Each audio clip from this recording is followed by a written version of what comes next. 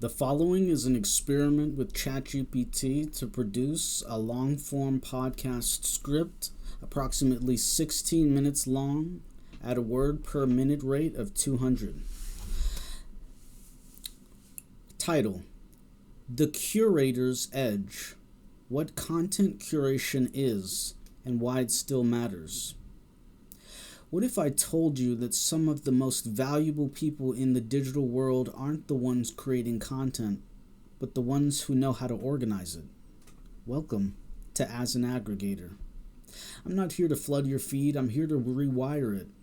Today we're diving into content curation, what it is, why it matters, and why it just might be the most future-proof role in the creator economy. Content curation. What is it? Let's start with the simple question. What is curation? In its original form, the word curate comes from the Latin curare, to care for. Historically, it referred to people who managed the collection of museums, galleries, or archives. They weren't just collectors, they were interpreters, arrangers, context givers. And in the digital age, that same role has migrated onto platforms like YouTube, TikTok, Reddit, and Instagram. But in a world where everyone is publishing, posting, and performing, what does it mean to curate content? For me, it means this: to deliberately sort the ocean of content and place things, videos, ideas, stories in the right context, at the right time, for the right person. Let me give you an example. Right now I'm scrolling through my YouTube subscription feed. I see a video that catches my eye. Maybe it's a lecture, a documentary, or a long-form news breakdown. I ask, is this something I want to watch right now, or is it something I want to return to? If it's the latter, I don't just save it, I curate it. I assign it to a playlist, but not just any playlist, one of my quick picks. That might mean a category-specific quick pick, like Culture Commentary 6, Natural Science 5, Esoteric 5, or Social Science 5 as a quick pick series, or a temporal playlist, like Thursday Q2 2024 or Tuesday Q3 2024. We since stopped creating temporal playlists since the end of Q3 2024. ASAP playlists have taken the space to hold temporal markers on a monthly basis. And I might go into an ASAP playlist for stuff that I need to engage with now before it slips into the algorithmic abyss. Now this can happen because I normally focus on my subscription box. So what that means for me is that once you have over about 600 subscriptions, or in my case over 1,000, it gets to be super difficult to keep continuously scroll through and to scroll back in time to reach previous videos within your subscription box. And for me, it's the most valuable pillar on YouTube. And so that's the main point of using ASAP playlists, in order to be able to manage and navigate through that content instead of just waiting to reacquire it at some later date, especially when you don't have YouTube Premium, or if you don't have YouTube Premium. But we'll get to the value proposition for YouTube Premium and ad blocks at a later date. Now the point is, I'm not just hoarding, I'm giving it a home. A location within a system that I've designed to preserve not just the video, but its meaning. Why does this matter, especially on YouTube? Because YouTube is vast, it's a cybernetic ecology, a living, breathing ecosystem of content where discovery is governed by algorithm. Discovery is governed by algorithm, but retention is governed by context. Playlists on YouTube are like sedimentary layers. They're memory layers, and the default interface doesn't help us remember. It surfaces The default interface doesn't help us remember. Now, this is super, super crucial, because even when I recently started using a synthetic watch history playlist, so what that means for me is that now I keep my watch history paused, and then I curate the content within my watch history in an attempt to figure out how I can mediate or change my algorithm in terms of the recommendation feed. But what this taught me was that it's better to have a synthetic watch history playlist with thousands and thousands of videos than to be forced to have to scroll back into your watch history and to go back in time to be able to figure out, okay, well, how about simply using a dynamic playlist, which means, hey, I'm using a synthetic watch history playlist. Let's sort it by most popular. Hey, let's sort it by date published oldest. Hey, let's sort it by date added newest, date added oldest. That ability and flexibility to navigate and to scroll through the content that I consume is far more valuable than simply just using the scrolling back in time. And it speaks to the fact that we don't really have sedimentary layers or stratigraphy, right? We just have the default interface, and it's hard to say, okay, well, based on this specific period, I want to go back to May of last year. I would like to go back 4 months in my subscription box. It takes a very minimal amount of content for you to be able to go back and scroll back 4 months. And I guess that depends on who I'm actually speaking to. Am I speaking to the nth level content consumers out there looking to really get a hold on how they can optimize their content consumption experience?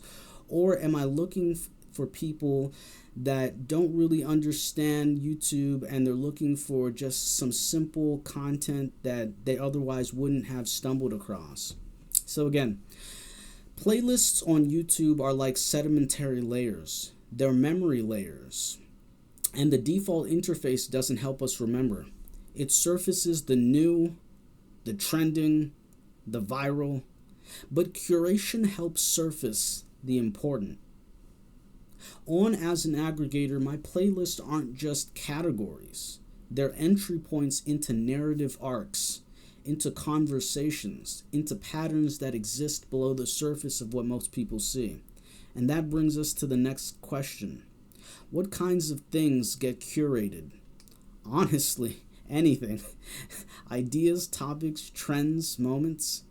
But curation only works if it's structured. So the real questions are, where do you start curating?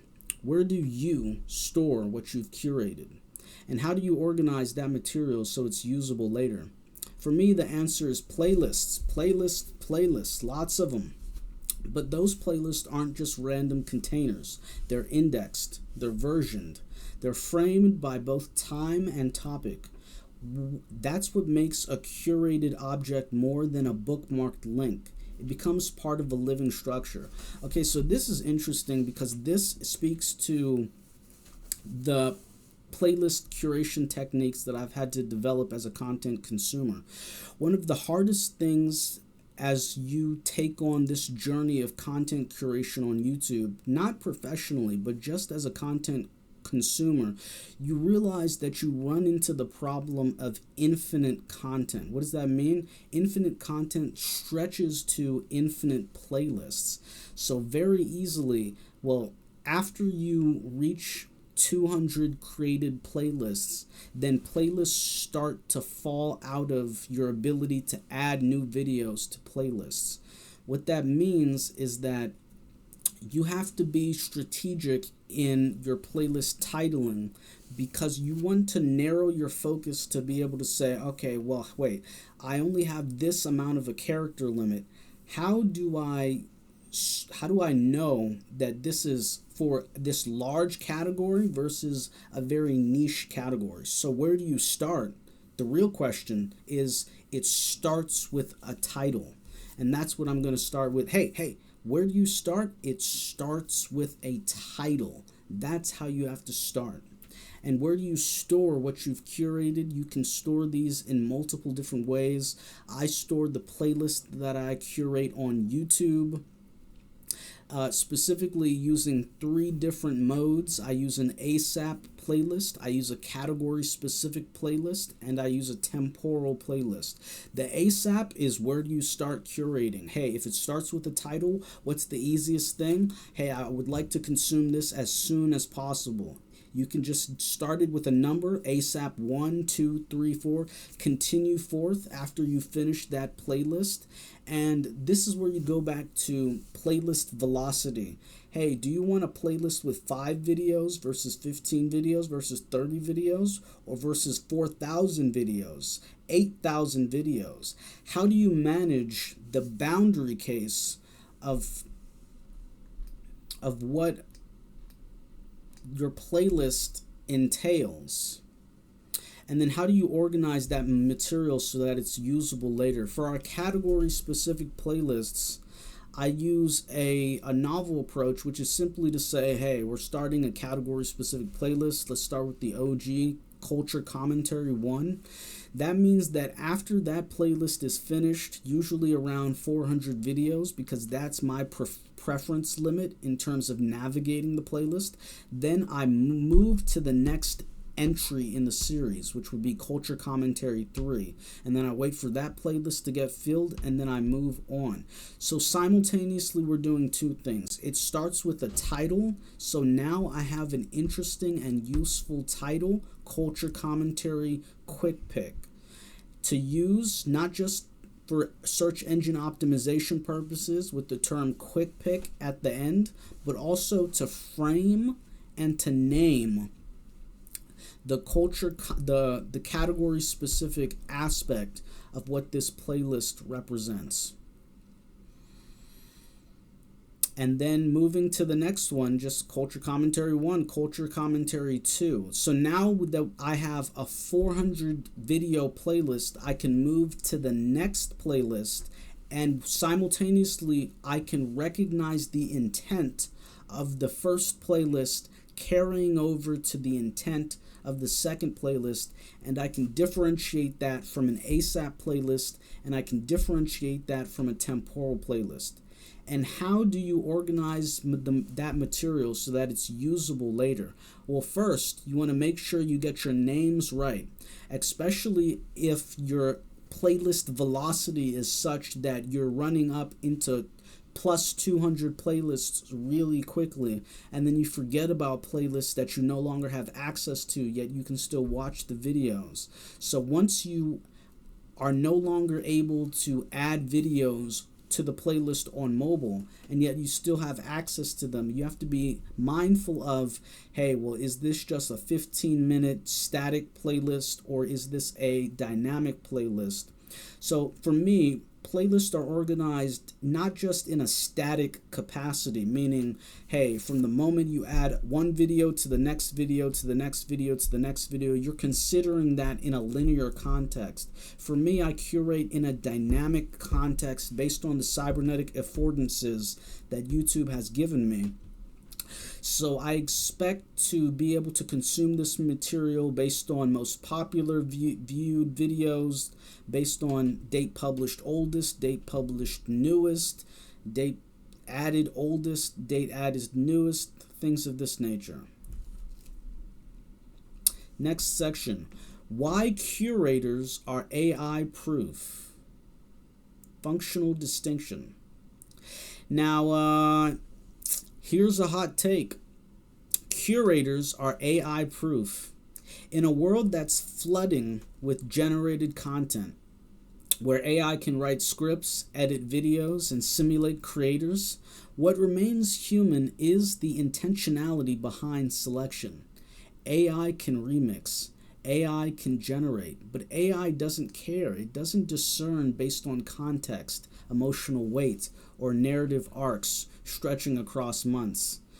Yeah, we'll have to do a triple check on that in the future. But a curator does do these things, ... Curators act as filters of relevance, which means they're not just avoiding noise, they're creating meaning That's a role no algorithm can truly automate, especially when you factor in identity, taste, perspective. These things can't be faked. They emerge over time through repetition, through patterning, and through presence. So, this is a part of my idea saying, hey, how do we situate the context of a content curator within the modern creator ecosystem? You have content creators and you have content consumers. Where do content curators fit in all of this? Content curators exist by fixing a hypergraph node. They take all of the content that would normally be circulating in autonomous regions based on people's algorithmic preferences, and they localize it based on the intent of a single individual. Imagine if you took your entire consumed digest and you bundled it into a stratigraphy including playlists. Is the content that you consume valuable enough to be shared with others? And can you communicate a message around what this content is and why it's valuable to the extent that someone might benefit from your time and labor spent curating the content that you consume, not just in the present, but in the past as well? That is a part of our journey. To be able to take the power of the algorithm where it surfaces so many titles and thumbnails, and to be able to compress that into a hypergraph node as a reflection of a hyperedge, as a reflection of a YouTube playlist, and to provide content consumers the ability to navigate and to transit through that content at will, not just as a static playlist, but as a dynamic playlist. That is our goal, it's our duty, and it's our joy. Next, the rise of synthesizers, a creator economy evolution. Okay, let's zoom out for a second.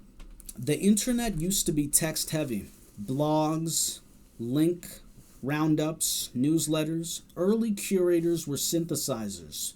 People like Jason Kotke or Maria Popova. Then came YouTube. Suddenly, curation was no longer just about words. It was audio-visual, experiential, spatial. Now in the age of TikTok, algorithmic feeds, we're drawing in. Now in the age of TikTok and algorithmic feeds, we're drawing in clips and fragments. And that means the value of synthesis is rising again. Only now synthesis doesn't just mean collecting, it means connecting. And that's what I'm doing on this channel. I'm not just saving good videos, I'm building narrative threads. Playlists that aren't just watch later folders, but arcs of discovery.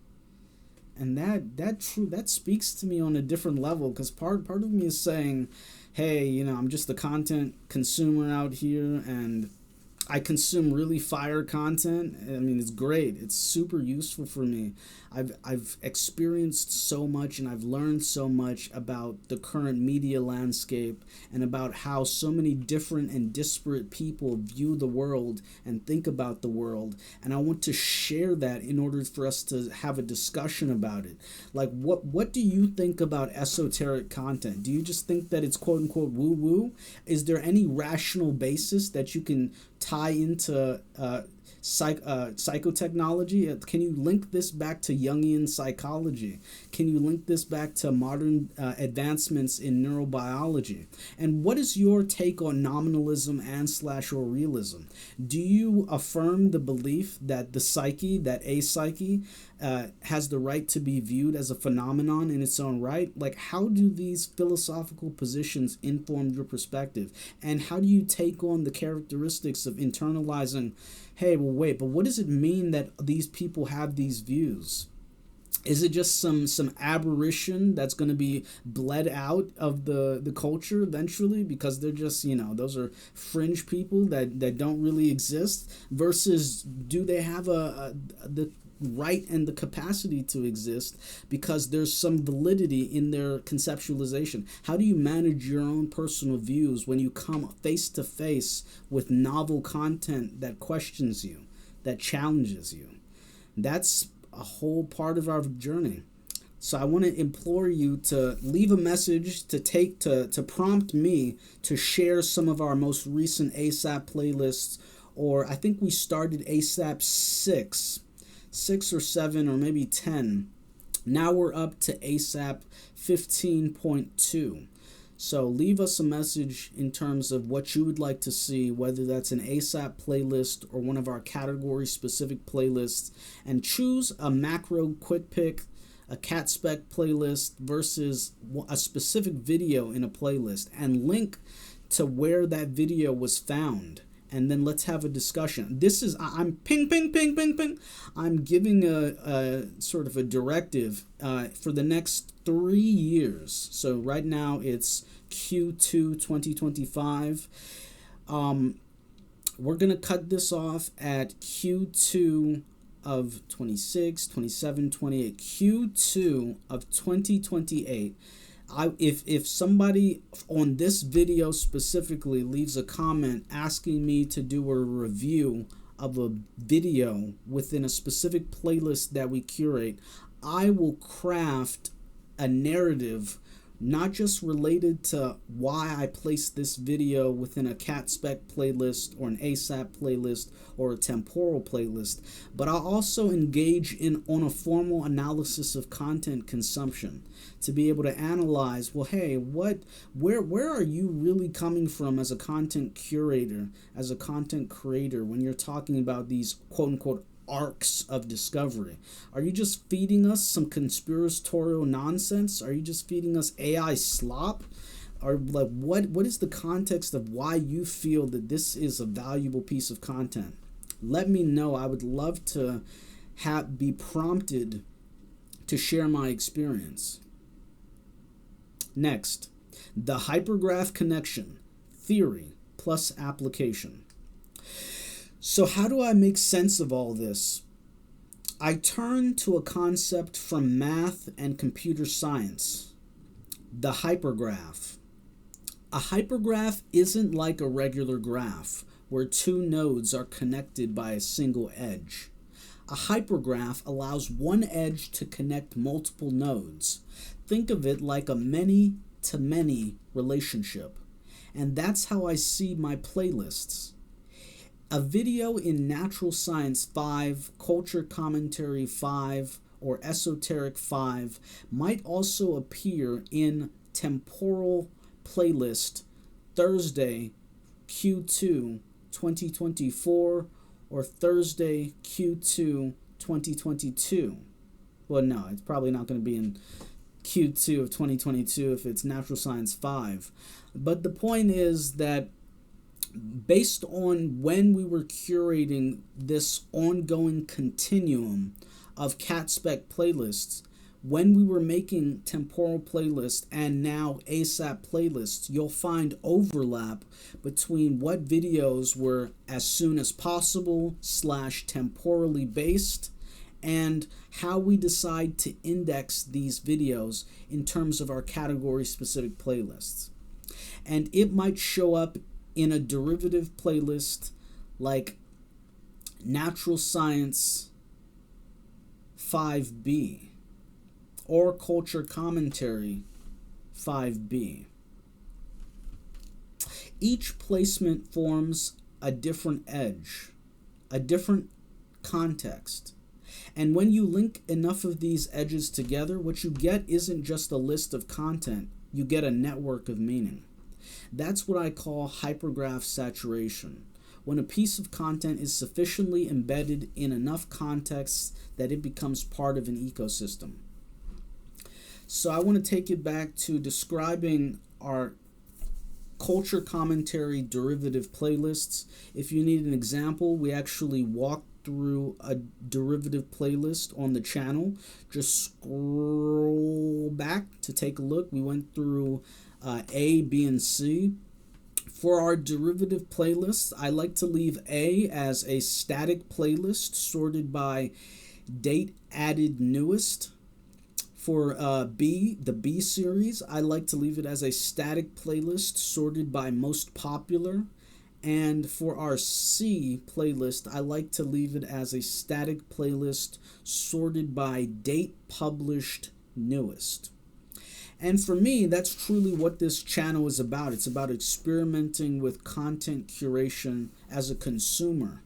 We started making derivative playlists because I realized that my category specific playlists were being filled up faster than I would have appreciated. And now I have to add videos from derivative playlists back to the regular playlist because it seems like it might be taking a little bit too much time. ... But that's a positive problem to have for me as a curator. What I wanted to speak about now was hypergraph saturation. That's actually the end goal or the end state of this process for me as a content consumer. I've come across so much content that I feel deserves attention, that deserves meaning, and that deserves discussion on a formal analysis of content consumption. So for me, part of this journey is, in fact, hypergraph saturation. It's taking these ideas and creating an edge to a video through a playlist, through multiple playlists, through multiple vectors, whether that's a specific reference to a specific video, a reference to a specific playlist, or a reference to a specific content creator, and to thread this as an experience of my consume digest.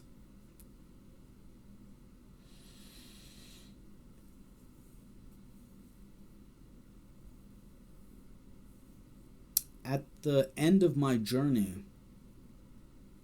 I would have loved to bundle all of these experiences that I've had as a content consumer. From the beginning of my experience on YouTube, but I don't have access to that as an experience. I started curating content around 2018, 2019. I had already been a content consumer on YouTube for years and years and years. There were so many stories, so many tales, so many narratives that have been generated since then. Some part of me wonders if I could reach back into my subscription box, into my YouTube watch history, what I would be able to find. And part of me knows that those are memories that I have to keep with me. But the part of this is just to say that through the curation process, it allows me to bundle my consume digest. It allows me to take the content that I consume and to package it for others.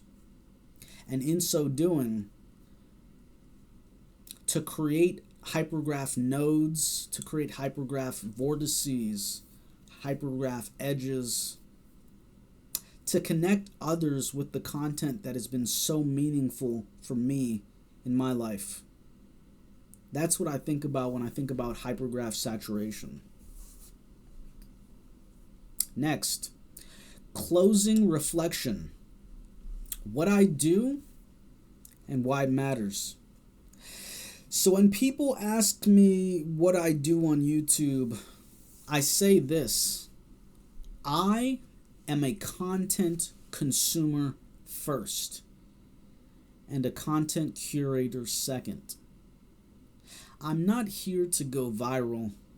I'm here to map the edges of the internet that get lost in the noise.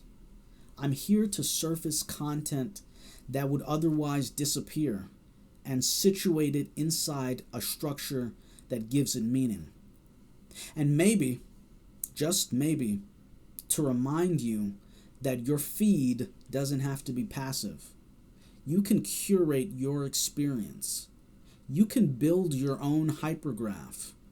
And if you don't know where to start, that's what I'm here for. I'm as an aggregator. I curate so that you can find your way through the stream. through the hypergraph. Thank you.